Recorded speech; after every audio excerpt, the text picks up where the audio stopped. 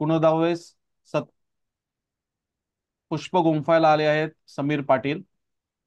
Sameer Patil Walchand college of इंजिनिअरिंगचे engineer, TCS येथे career सुरू केली आणि त्यानिमित्ताने जगभर फिरून ते आता मुंबईत म्हणजे ठाण्यात सेटल झाले आहेत. पोहणे हे त्यांचा छंद आहे आणि धरमतर ते गेटवे ऑफ इंडिया इंग्लिश खाडी त्यांनी पोहून पार केलेली आहे. आज ते आपल्या समवेत आहेत. टाटा उद्योग समूहाचे,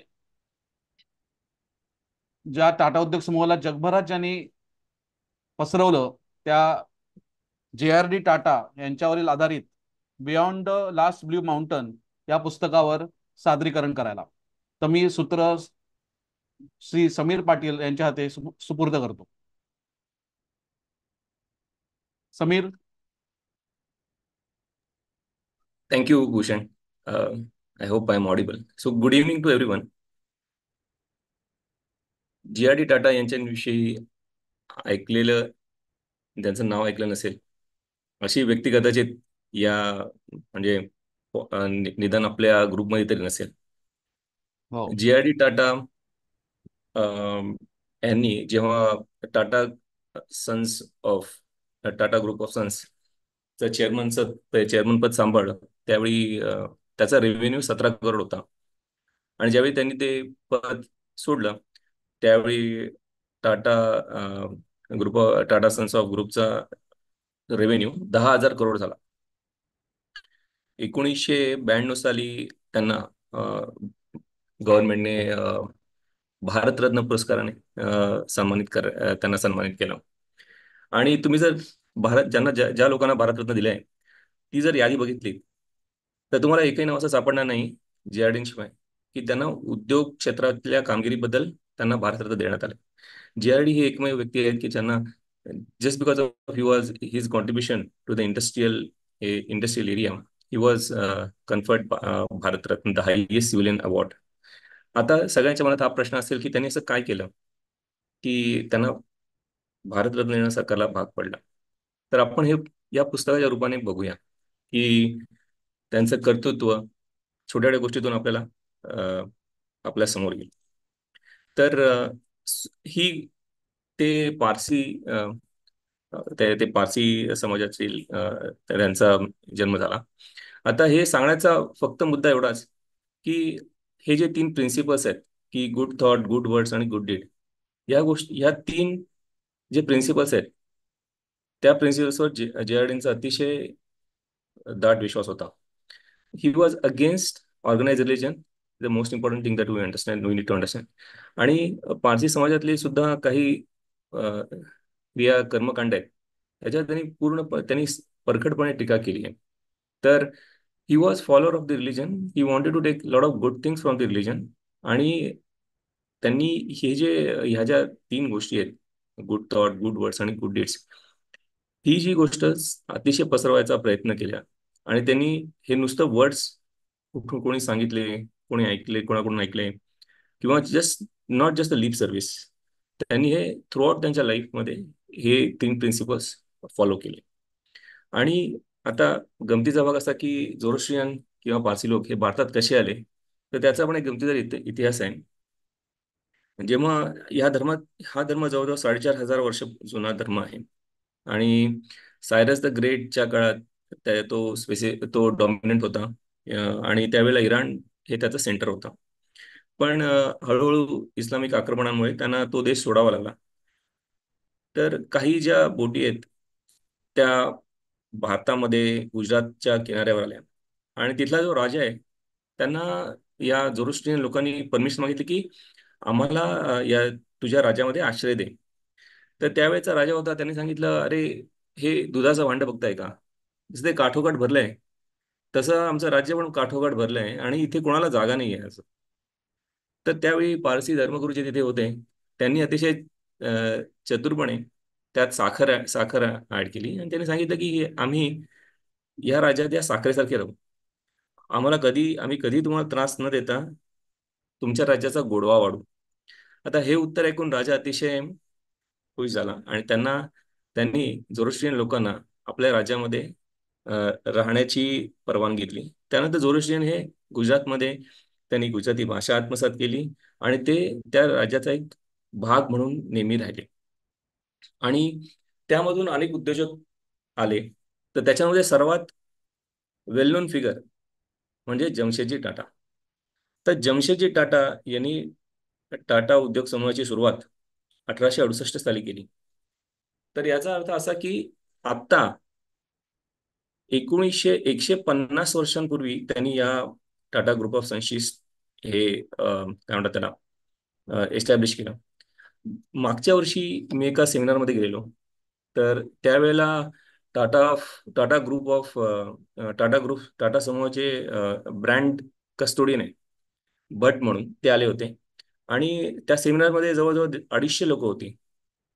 आणि त्यांनी एक प्रश्न विचारला की तुम्ही मला अशा कंपन्यांची नावं सांगा की ज्या आज ऑपरेशनल आहेत आणि ज्या एकशे ज्यांना ज्यांच्या स्थापनेला 150 किंवा त्यापेक्षा जास्ती वर्ष झाली आहेत. आता आम्हाला वाटलं की हा प्रश्न सोपा आहे आम्ही जी उत्तर देऊ शकतो. पण जवळजवळ 10 ते 15 मिनिटं आम्ही जस्ट 250 लोक बरं का असा विचार करतो की 150 वर्षापूर्वी कुठल्या कंपन्या आहेत ज्या आज ऑपरेशन आहेत. हार्डली एक किंवा दोन कंपन्यांची नावं आम्ही सुचवू शकलो. तर ही गोष्ट म्हणजे सांगण्याचा मुद्दा असा की this is a very rare achievement.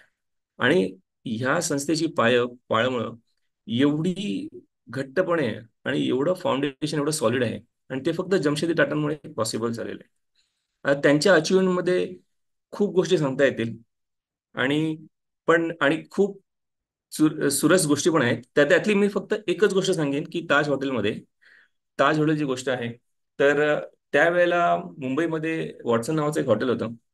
आणि बऱ्याचशा हॉटेलची अशी पॉलिसी होती की जिथे जिथे युरोपियन थांबायचे तिथे तिथे ते भारतीय लोकांना अलाव नाही करायचे. तर एकदा असं झालं की त्यांच्यासोबत जमशेदजी टाटा कोणासोबत तरी त्या वॉटसन हॉटेलमध्ये जायला लागले. तर त्यांना तिथे अडवण्यात आलं. त्याला त्या गोष्टी त्यांना अतिशय राग आला, वाईट वाटलं आणि अपमान झाला. त्यांनी त्यांनी असं डिसाईड केलं की मी एक ह्या सिटीला एवढं चांगलं हॉटेल देईन की त्या हॉटेलची तुलना जगातल्या सगळ्या हॉटेलसोबत कुठल्या हॉटेलसोबत होणार नाही. आणि त्यांनी अक्षरशः युरोपमध्ये धुंडाळून सगळीकडे शोधून सगळे फीचर्स शोधून त्यांनी सी फ्रंटवर एक ताज हॉटेल बांधलं. त्याची विशेषता म्हणजे this is the first hotel in India which has electricity, lift, 24/7 physician available. त्यानंतर तिथे त्यांनी इव्हन लॉन्ड्री वगैरेची सेवा उपलब्ध केली. बेल्जियम, जर्मनी, इंग्लंड, फ्रान्स या सर्व देशात जाऊन त्यांनी ज्या ज्या गोष्टी माहिती करता येईल तिथे त्यांनी इम्प्लिमेंट केल्या. आणि त्याचं एक परिपाक म्हणजे आजही तितक्याच दिमाखात ताज हॉटेल हे मुंबई सी फ्रंटवर तितक्याच दिमाखात आज उभं आहे. ओके. तर अशा आणि तशीच एकदम सुरस गोष्ट एकदम टाटा स्टील ISC बँगलोरची सुद्धा आहे. आणि डेफिनेटली म्हणजे रसिक वाचक हे पुस्तक वाचून त्या गोष्टींचा आस्वाद घेतील. तर जमशेदजी टाटा यांचं नाव इथे घेण्याचा मुद्दा असा की टाटांवर त्यांचा फार जास्ती पगडा होता किंवा टाटा ग्रुप ऑफ इंडस्ट्रीजवर आजही त्यांच्या विचारांचा त्यांची जी प्रिन्सिपल्स आहेत त्याचा फार मोठा पायंडा आहे, जो फारच मोठा पगडा आहे त्यांच्या विचारांचा. JRD टाटा यांचं बालपण फ्रान्समध्ये गेलं.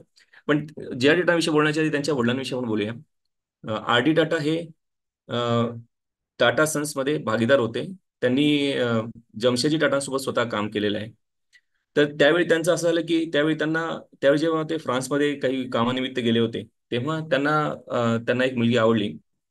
पण ती पारसी नसल्यामुळे त्यांना भीती वाटत होती की जमशेदजी टाटा काय म्हणतील. पण शेवटी त्यांनी अगदी धीर करून जमशेदजी टाटाने अप्रोच केला आणि म्हणाले की माझं असं असं आहे, मला एक मुलगी आवडते. तर त्यावेळी जमशेदजी टाटांनी पुरोगामीपणा दाखवून त्यांना परवानगी दिली. तर RD टाटांनी त्यांच्यासोबत लग्न केलं आणि त्यांनी मग नंतर पारसी धर्मांतर केलं. आणि कारण त्यांचे केस सोन्यासारखे होते म्हणून त्याचं नाव सुनी म्हणून ठेवण्यात आलं.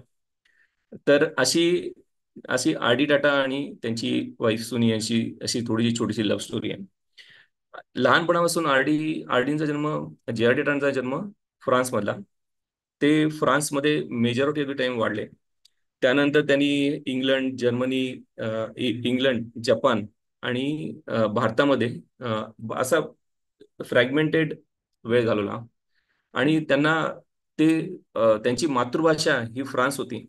त्यामुळे त्यांना इतर देशामध्ये जाताना अडॉप्ट करायला थोडंसं अवघड गेलं. भारतामध्ये सुद्धा जेव्हा ते आले तेव्हा त्यांना मोडकं तोडकं इंग्लिश येत होतं. पण हळूहळू त्यांनी स्वतःला अडॉप्ट केलं, नवीन भाषा शिकण्यामध्ये आणि नवीन भाषा अडॉप्ट करण्यात. गमतीचा भाग असा की I don't know how many people know that J R D served in French army during first world war. आणि त्यांचे वडील आर डी टाटा, त्यांना ते अजिबात आवडलं नाही. आणि त्यांनी त्यांना बोलून घेतलं परत की बाबा तू भारतात आहे. जे आर डी टाटांना ते मनाविरुद्ध त्यांच्या ते मनाविरुद्ध होतं. त्यांना ते आवडलं नाही. त्यांना ऍक्च्युली फर्दर हायर स्टडीज करतात आणि युनिव्हर्सिटीमध्ये पदवी घ्यायची होती. पण केवळ आपल्या वडिलांनी सांगितल्यामुळे त्यांचा त्या नाईलाज झाला आणि त्यावेळी टाटा ग्रुप जॉईन केला. अनफॉर्च्युनेटली असं झालं की त्याच 1-2 वर्षामध्ये त्यांच्या आर डी टाटा होते त्यांचे वडील, त्यांची डेथ झाली. आणि मग त्यांचं शिकण्याचं जे स्वप्न आहे ते अर्धवटच राहिलं. त्यांना फॅमिली अचानक त्यांच्यावर सगळ्या घराची जबाबदारी आली. त्यांना 2 बहिणी आणि 2 भाऊ आहेत होते. तर त्यांची सगळी जबाबदारी जे आर डीवर आली आणि त्यांना स्वतःला शिक्षण कंप्लीट करता नाही आलं. आणि तुम्हाला ऐकून कदाचित आश्चर्य वाटेल की त्याचा न्यूनगंड त्यांच्या मनात आयुष्यभर राहिला. त्यांना 2 गोष्टींविषयी भीती वाटायची की एकतर मी युनिव्हर्सिटीमध्ये शिक्षण घेता नाहीये, त्यामुळे मी चांगलं करतोय की नाही याचं त्यांना नेहमी भीती वाटायची. आणि दुसरं म्हणजे टाटा ग्रुपचे जे संचालक, चेअरमन होते त्यावेळेला जमशेदजी यांच्या नावाला मी जस्टिफाय करतोय की नाही, या 2 गोष्टीविषयी त्यांना अतिशय स्वतःविषयी डाऊट आणि भीती वाटत होती. आणि त्यामुळे ते नेहमी आयुष्यभर झटत राहिले या 2 गोष्टी. अजून एक गोष्ट सांगायची म्हणजे की त्यांच्याकडे ड्युएल सिटिझनशिप होती.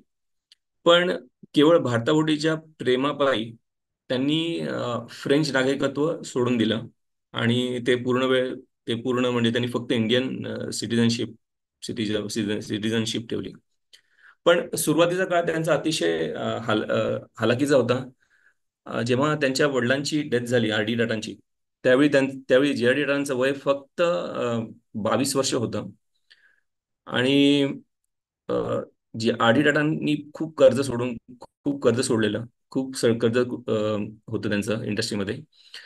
पण जे आर डी टाटांनी अजिबात धीर न गमावता त्यांनी सगळं कर्ज त्यांनी हळूहळू करून फेडून टाकलं. आणि आपल्याला असं वाटतं की he must have born with a silver phone. So he had very good background, but then still he had to face these financial situations early in his career. And he stood really well in, I mean, and he did not run away from any of those responsibilities towards his family also and towards whatever money that his father has bought from his lenders. तर त्यांच्याकडे टाटा ग्रुपचं chairman पद आहे ते लकीलीच आलं. कारण त्यावेळेला असं झालं की जेव्हा आर डी टाटा आणि त्यांच्या वडिलांची डेथ झाली त्यावेळेला कोणीच यंग नव्हतं डायरेक्टर्समध्ये. सगळे अतिशय म्हातारे आणि हे होते. त्यामुळे त्यांनी जे फक्त 32 वर्षाच्या जे आर डीना चेअरमन पद दिलं. त्यावेळेला त्यांना अतिशय भीती वाटत होती की आपण कसं करू. पण rest is history obviously. We all know that how he did. तर त्यांना लहानपणापासून एक महत्वाचा अंग म्हणजे त्यांना अतिशय लहानपणापासून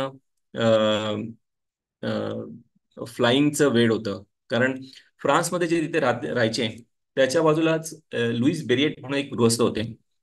ही was the first person to cross English channel in a plane. आणि त्यांच्या घराजवळच त्यांचं प्लेनचं हँगर होतं. आणि जे त्यांना बघायचे आणि त्यामुळे ते अतिशय इन्स्पायर्ड होते. तर या ठिकाणी जे तुम्हाला आता स्क्रीनवर दिसतंय, तर लेफ्ट साईडला एक पुसमॉथ नावाचं जातीचं विमान आहे. म्हणजे this is not the plane which JRD had, but this is I just pasted this photo from internet so that तुम्हाला आयडिया येईल की काय टाईपचं ते प्लेन होतं. Is a single engine plane actually. आणि हे वर्ल्ड वॉर 2 मध्ये वगैरे वापरलेलं आणि तेच JRD कडे होतं. पण हे प्लेन नाही, ते एक्झॅक्टली हेच प्लेन नाहीये. Is just the photo from. आणि राईट साईडला तुम्हाला लायसन्स दिसेल. जेव्हा फ्लाइंग क्लब भारतात क्रिएट झाला, त्यांनी इमिडिएटली तिथे नाव नोंदवलं आणि 12व्या दिवशी त्यांनी लायसन्स सुद्धा मिळालं. तर तुम्हाला हे त्यावेळी JRD म्हणतात की हे जे लायसन्स आहे, this is the document which give me the biggest joy of my life, असं त्यांनी स्वतः म्हटलेलं आहे. मी जस्ट 1-2 मिनिटं थांबतो आणि विचारतो तुम्हाला की ह्या लायसन्स मध्ये तुम्हाला काही असं वेगळं दिसतंय का? आय होप सगळ्यांना लायसन्स दिसतंय. हो, दिसतंय. तुम्हाला काही वेगळं दिसेल का याच्यात, दिसते का याच्यामध्ये काही एखादी एखादी गोष्ट तुम्हाला जाणवते का?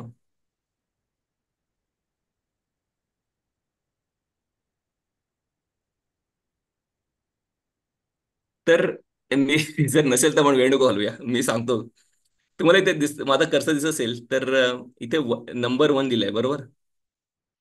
तर this is he is the first licence holder in India. हो हो हो, ग्रेट. आणि त्यांची बहीण सिल्विया आहे. तर she was the first woman to get flying licence in India.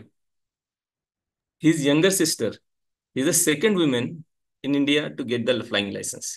हो हो, अशी ग्रेट. त्यांची फॅमिलीच ही एव्हिएशन आणि फ्लाइंग विषयी अतिशय इंथुझियास्टिक आणि इंटरेस्टेड होती. पायनियर्स म्हणता येईल. आणि त्यावेळेला अ, अ, आगा खान नावाचं एक संस्थान होतं. त्यांनी एक स्पर्धा आयोजित केली होती आणि त्या स्पर्धेमध्ये त्यांनी असं 500 पाऊंडचं बक्षीस ठेवलं होतं. तर इंग्लंड टू भारतामध्ये किंवा भारतामधून इंग्लंडमध्ये कोणीही भारतीय वंशाचा माणूस कोणीही फ्लाय केलं नव्हतं. तर जर त्यांनी असं पारितोषिक घोषित केलं की जो कोणी पहिला भारतीय वंशाचा माणूस हे डिस्टन्स कव्हर करेल विथ प्लेन, त्याने त्याला 500 पाऊंडचं बक्षीस दिलं होतं. तर त्यामध्ये बरेचशे लोकांनी ते ती कॉम्पिटिशन कम्प्लीट करायचा प्रयत्न केलेला. त्याच्यामध्ये JRD होते, अजून एक होते ॲस्पी इंजिनियर आणि मनमोहन सिंग नावाचे एक गृहस्थ होते. म्हणजे त्यांचा आत्ताच्या मनमोहन सिंग यांच्याशी काही संबंध नाही, पण असे बरेचसे लोक होते. JRDनी मुंबईतून चालू केलं फ्लाय करायला. आणि ते त्यावेळेला रेडिओ नव्हते, काही नव्हतं. ते फक्त होका यंत्र जे आहे त्याच्या ह्याच्यावर ते नेव्हिगेट करून आणि खाली जे दिसतंय त्यांनी ते वाट काढत पोहोच जात होते. पण त्यांना असं वाटलं की कुठेतरी आपण हे होते भरकटतोय. तर जेव्हा ते उतरले सिरियामध्ये, तेव्हा त्यांना कळलं की त्यांचं कंपास आहे त्यामध्ये काहीतरी गडबड आहे. तेव्हा त्यांनी चेक करून घेतलं तर त्यांना असं कळलं की ते 25 डिग्री ऑफ द मार्क दाखवत आहे. ते फक्त JRD होते म्हणून ते तेवढं तरी पोहोचू शकले. नंतर त्यांनी नेक्स्ट हॉल्ट त्यांनी इजिप्तमध्ये घेतला. तर इजिप्तमध्ये त्यांना ॲस्पी इंजिनियर नावाचा एक इंजिनियर, एक फ्लायर होता. And he has started his journey from England and he was flying towards India. आता तो तिथे दोन दोन दिवस खोळंबलेला, कारण त्याच्या विमानामध्ये एक स्पेसिफिक पार्ट होता जो त्याच्याकडे नव्हता. तर JRDना माहिती आहे की हा आपल्या अपोजिट आहे. तर JRDने स्वतःहून त्याला तो पार्ट ऑफर केला. ॲस्पी इंजिनियर भारताकडे निघाला आणि JRD टाटा हे स्वतः इंग्लंडकडे रवाना झाले. तर मध्ये पुन्हा त्यांना वॉर झोनमध्ये असल्यामुळे त्यांना मध्ये थांबवण्यात आलं. तिथे त्यांचे 2 दिवस वाया गेले आणि नंतर ते शेवटी इंग्लंडला पोहोचले. पण त्याच्या आधीच ॲस्पी इंजिनियर हे भारतामध्ये पोहोचले. तर इथे आपण एकदा अजून त्यांचा असा गुड डीड्स आणि गुड थॉट्स हे हे पुन्हा वारंवार आपल्याला जाणवतं. फक्त JRD सारखेच मनुष्य हे करू शकतो, हे हे सुद्धा मला असं वाटतं बऱ्याच वेळेला. पण या सगळ्या गोष्टींचा नंतर पण फायदा झाला. कारण Aspy engineer was the first person of the Indian origin to lead IAF, Indian air force. तर ते हे सगळे बॉन्ड्स आहेत, ते त्यांनी ते आयुष्यभर त्यांनी ते जपले. आणि कधी त्यांचा पर्सनली फायदा पण झाला आणि कधी अं, फायदा झाला नसला झाला तर त्यांनी ते अं, जपले बरेचसे. अं, त्यांनी जेव्हा भारतामध्ये हे सर्व चालू झालं त्यावेळी त्यांनी गव्हर्नमेंटच्या मागे, त्यावेळी ब्रिटिश गव्हर्नमेंट होतं, त्यांच्या मागे तगादा लावला की आपण इथे डोमेस्टिक एअरलाईन्स चालू करूया. आणि त्यासाठी त्यांनी 10 वर्ष त्यांच्यासोबत म्हणजे ट्राय केलं की आपण चालू करूया, आणि शेवटी त्यांना मान्यता मिळाली. तर हा त्यांचा इनिशियल रूट होता. म्हणजे त्यावेळेला असं असायचं की इंग्लंडमधून एक प्लेन यायचं, जे कराचीमध्ये लँड व्हायचं, जे इम्पिरियल एअरलाईन म्हणायचे, म्हणजे ते ब्रिटिश गव्हर्नमेंटची एअरलाईन्स होती. तर ते कराचीमध्ये लँड व्हायचे.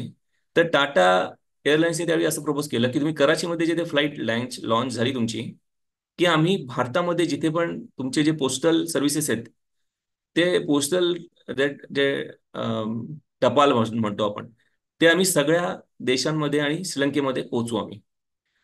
तर शेवटी त्यांना म्हणजे 1932 साली त्यांना ती परमिशन मिळाली.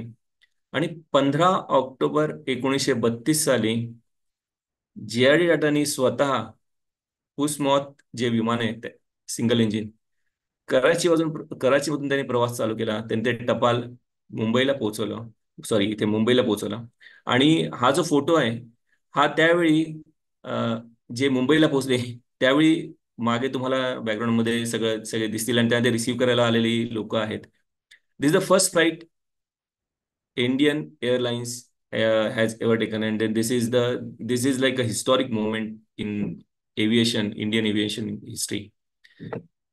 ही ही ह्या फ्लाईटला कॉमोरेट करण्यासाठी जवळजवळ 30 वर्षांनंतर पुन्हा जे.आर.डी. अडानी कराचीमधून सेम प्लेन घेऊन ते मुंबईला आले.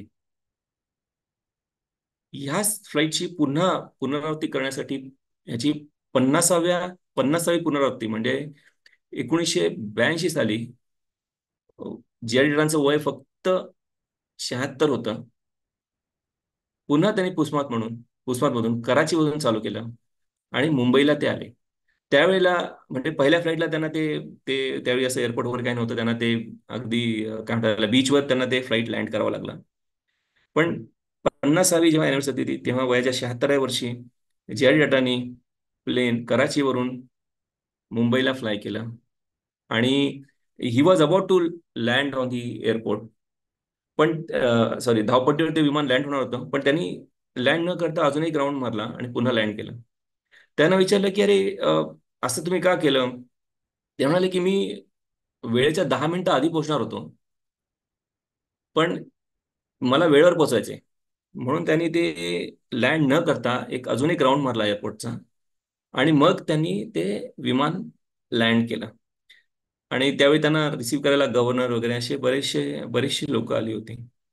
तर हे आपल्याला म्हणजे obviously he is a dedicated person, आणि त्यांच्याविषयी ह्या सगळ्या छोट्या मोठ्या गोष्टींमुळे आदर वाटणं सगळ्यांना साहजिकच आहे.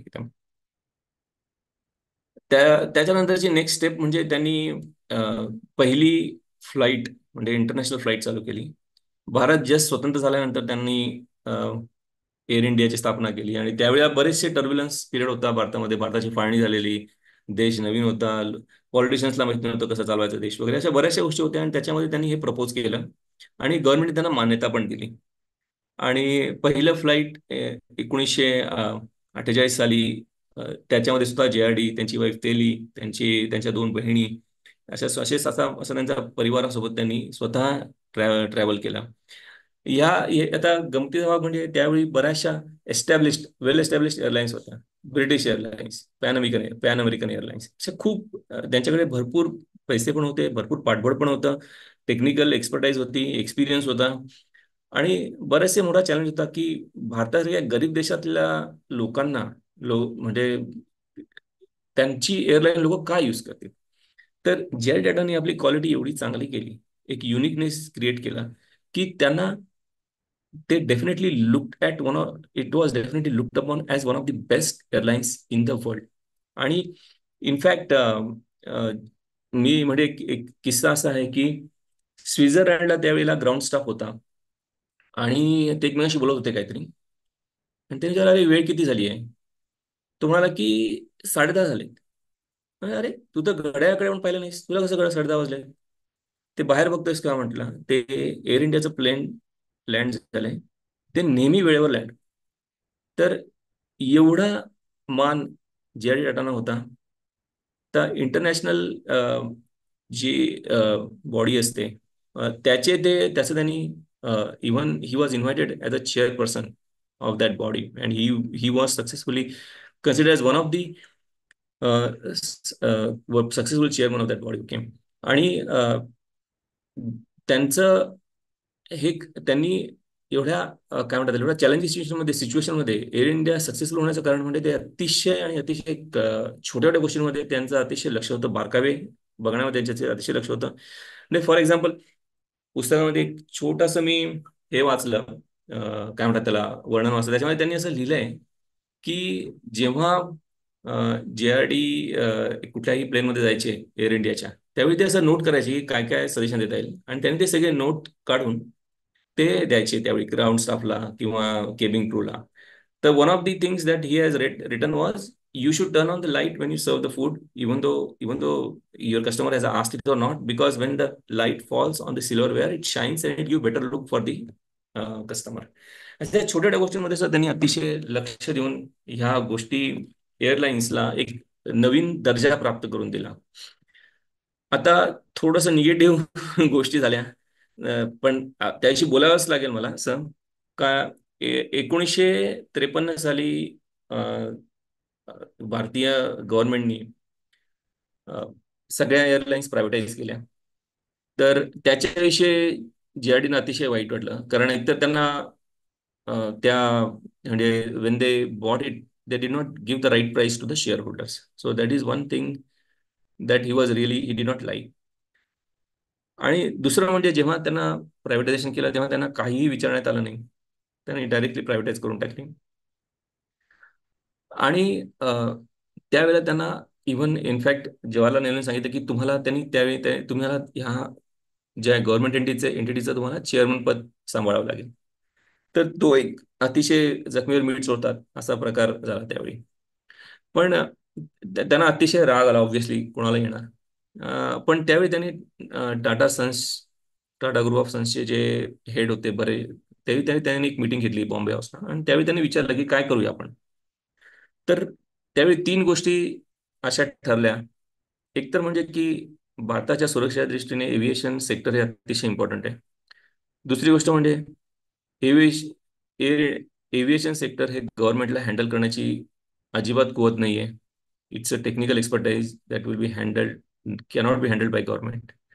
And third thing is just for the sake of security JRD should accept it. तर ह्या सगळ्या गोष्टींचा विचार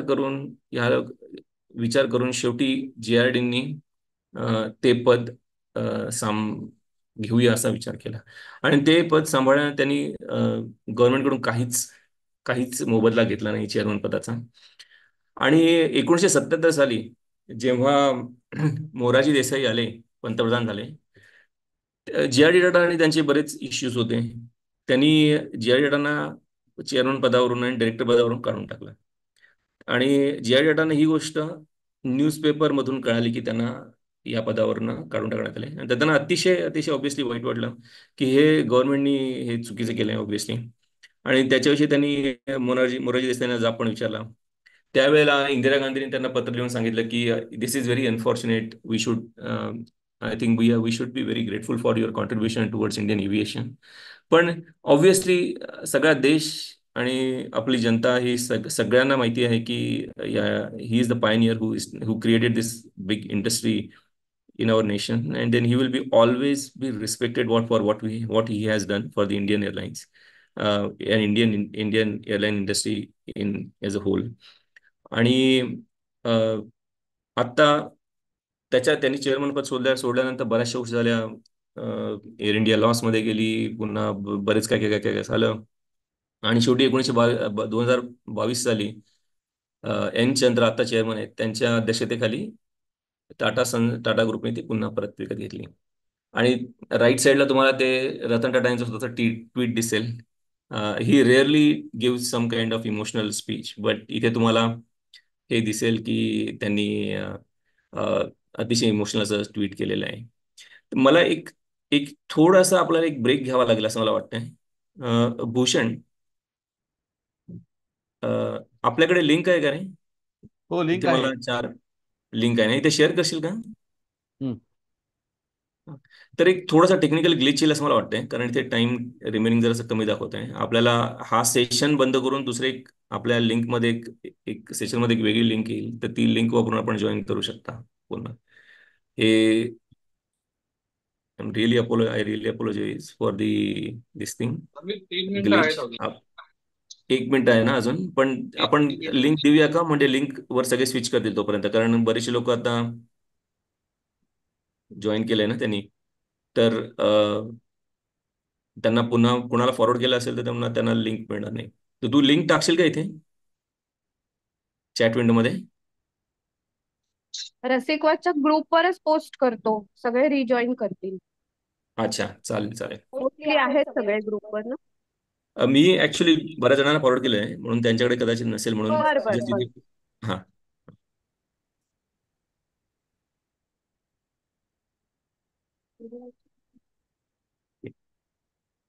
तर ओके. तर अजून त्यांनी not just the aviation industry, त्यांचं बरंच कॉन्ट्रीब्युशन बऱ्याचशा वेगवेगळ्या ह्याच्यामध्ये पण आहेत, आणि बऱ्याचशा वेगवेगळ्या काय म्हणतात त्याला, इंडस्ट्रीज त्यांनी स्टार्ट केल्या. आणि जस्ट त्यांनी इंडस्ट्रीज स्टार्ट, तुम्हाला इथे गुगल मीटची लिंक आलेली असेल चॅट विंडोमध्ये, तुम्ही पहा. एक एक मिनिटांमध्ये आपण कदाचित डिस्कनेक्ट होऊ आणि आपण ती लिंक वापरून पुन्हा त्या लिंकवर जॉईन करूया. तर जस्ट आय होप की सगळ्यांकडे ती लिंक आहे. सगळ्यांनी चॅट विंडोमध्ये बघा, आपल्या झूमची लिंक आहे. तर होपफुली सगळ्यांना दिसते ती लिंक, आणि मग इथे डिस्कनेक्ट होईल आपलं, आणि मग ती लिंकवर आपण क्लिक करून जॉईन करू शकता. ती लिंक कॉपी करून घ्या, कारण डिस्कनेक्ट झाल्यानंतर ती लिंक अवेलेबल नसेल. त्यामुळे ती लिंक मी पण कॉपी करून घेतली, आणि इथून डिस्कनेक्ट झालं की ती लिंक वापरून तुम्ही जॉईन करू शकता. ठीक आहे. तर इथे आपण आता सर्वात आधी आपण वेगवेगळ्या लीडर्स विषयी बोलूया. तर जे आर टाटा हे स्वतः एक ग्रेट लीडर तर होतेच, पण त्यांनी त्यांच्या हाताखाली बरेचसे ग्रेट लीडर बनवले. तर आता जस्ट वेळेचा अभाव म्हणून मी एक 3 लीडर्स घेतलेले आहेत. सुमंत मुलगावकर यां आता मला माहित नाही की तुमच्या किती लोकांनी ह्या लीडर्स विषयी ऐकलं आहे. म्हणजे खरंच त्यांची कामगिरी, त्यांचं कार्य मोठं आहे. आणि त्यातील एक म्हणजे सुमंत मुलगावकर. तर ह्यांनी हे जेव्हा US मध्ये शिकून आले, त्यावेळेला त्यांच्याकडे असं त्यांच्या अशी परिस्थिती होती की त्यांना ते जॉबच मिळाला नाही 6 महिने. त्यानंतर जॉब मिळाला, आणि असं झालं की त्यांना पगारच दिला नाही कोणी. आणि he was a person to build first cement factory in India. आणि जे आर टाटाने एकदम व्यवस्थित हेरलं की ह्या माणसाची कॅपेबिलिटी काय आहे. आणि त्यांनी त्यांना टेल्को लीड करण्यासाठी बोलवलं. ठीक आहे. आता संपत आलेली वेळ, आपण जॉईन करूया का दुसरी लिंक? हो केलीये, चालेल. काही जण जॉईन करतायत. हे लिव्ह करूया तिकडे, मी ऍडमिट करते लोकांना. हा, चालेल. मग मी 1 मिनिट मी पण जॉईन करतो तिकडे. आय हो. Hope everyone has the link, Naveen link.